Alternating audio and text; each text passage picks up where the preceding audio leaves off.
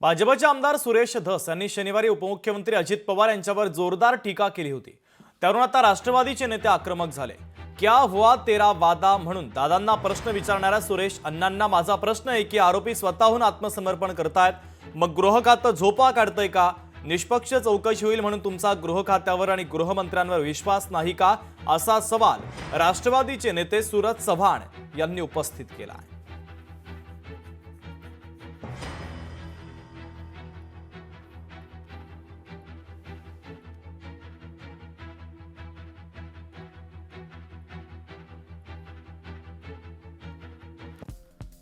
तर अमोल मिटकरी यांनी देखील ट्विट केले। देवेंद्र फडणवीस जी आपल्या पक्षाचे आमदार श्री सुरेश धस यांनी क्या हुआ तेरा वादा अजितदादा अशा प्रकारे वक्तव्य केलं।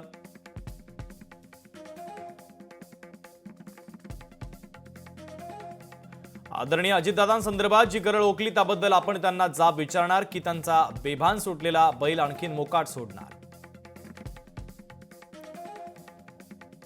तर सूरज चव्हाणांचं हे ट्विट आपण पाहूयात। संतोष देशमुख यांच्या हत्येवरून आमदार सुरेश अण्णा धस जाणीवपूर्वक राजकारण करतायत।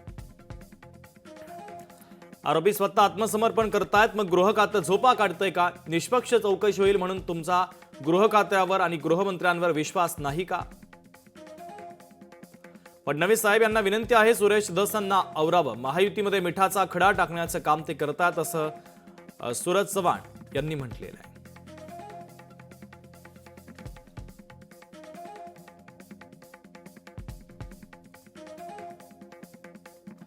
दरम्यान विनाकारण अजितदादांनी या प्रकरणामध्ये बदनाम करण्याचं काम केलं तर जशा तसं उत्तर देऊ असं सूरज चव्हाणांनी म्हटलेलं आहे। दरम्यान अजितदादांच्या संदर्भात सुरेश धस यांनी नेमकं काय म्हटलेलं होतं तेही ऐकूयात। हा जो आका आहे ना, आका तर गेलाच पाहिजे, पण जर का आकाच्या आकाने काही यंटोबंडो केला असेल तर आकाचा आका सुद्धा नंबर लागू शकतो। यांचे लफडे माणसं मारायचे तर आहेतच। अरे कोणत्या पद्धतीने तुम्ही संतोषला मारलं? अजित दादा, क्या हुआ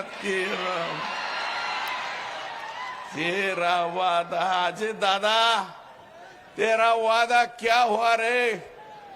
काय को इसको अंदर लिया? ये अंदर लेने का जैसा नहीं है।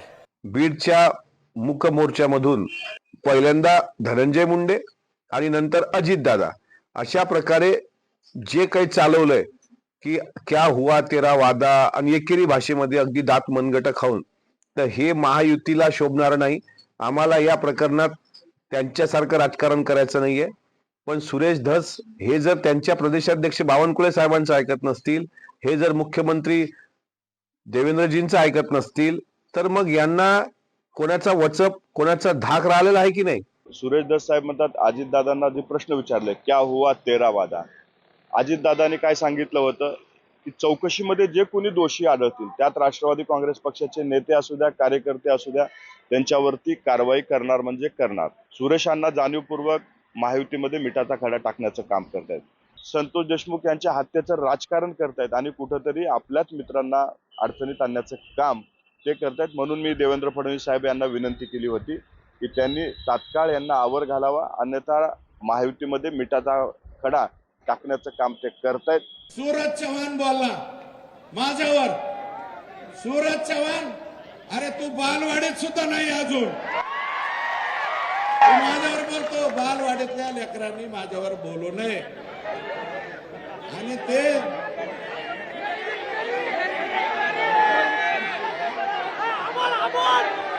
जाऊ द्या। बाकीच्यांना मला नो हेअर करायचंय, इतरांना मला नो हेअर करायचं। अरे काय लाख लाख तुम्हाला काय बोलायचं ते बोला रे माझ्यावर। मला तुम्हाला उत्तर द्यायचे नाही, कारण मला संतोष देशमुखच्या मृत्यू प्रकरणावरून फोकस हटवून द्यायचा नाही। लोकशाही मराठी ऐका, पहा, जागरूक रहा।